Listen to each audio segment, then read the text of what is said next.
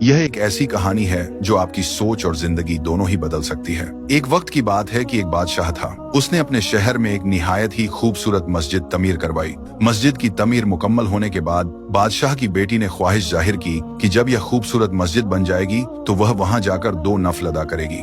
मस्जिद की तमीर मुकम्मल होने पर शहजादी अपनी ख्वाहिश की तकमील के लिए मस्जिद में तशरीफ लाई और 2 नफल अदा करने लगी। इस वक्त तमाम मजदूर जा चुके थे, बस एक नौजवान मजदूर वहां अकेला बचा था जो अपना काम समेट रहा था।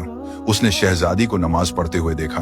शहजादी के सजदों का वह मंजर उसे बहुत खूबसूरत लगा और उसके दिल पर गहरे असर छोड़ गया। काम खत्म करने के बाद वह मजदूर घर लौटा, लेकिन शहजादी के नमाज पढ़ने का मंजर उसकी आंखों से हट ही नहीं रहा था। उसने अपनी माँ को सारा हाल सुनाया और कहा, मैं शहजादी से शादी करना चाहता हूँ, आप बराए कृपया बादशाह के पास मेरा रिश्ता लेकर जाएं। माँ ने बेटे को बहुत समझाया कि हम एक आम मजदूर हैं और वह बादशाह की बेटी, हमारा कोई मिल नहीं। लेकिन इस नौजवान पर जैसे जुनून सवार हो गया था। वह दिन रात इसी सोच में गिरकर रहता, न खाना खाता न काम करता। उसकी हालत दिन ब दिन बिगड़ती चली गई, यहाँ तक कि वह मरने के करीब हो गया। बेटे की यह हालत देखकर माँ बहुत परेशान हुई और मजबूरन बादशाह के पास पहुंची।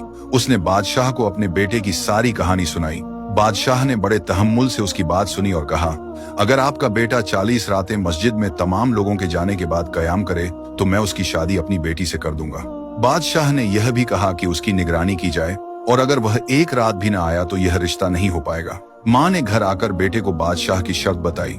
वह नौजवान फौरन तैयार हो गया। हर रात जब सब नमाजी चले जाते, वह मस्जिद में कयाम के लिए जाता, अल्लाह के हजूर सजदे करता, दुआएं मांगता और अपनी इबादत में खो जाता। 1 2 3 करते करते 40 रातें गुजर गईं, लेकिन नौजवान बादशाह के पास नहीं गया, बल्कि वह कई और रातें भी मस्जिद में ही बिताता रहा। जब काफी दिन गुजर गए और वह नौजवान बादशाह के पास नहीं आया तो बादशाह ने उसे अपने महल में बुलाया।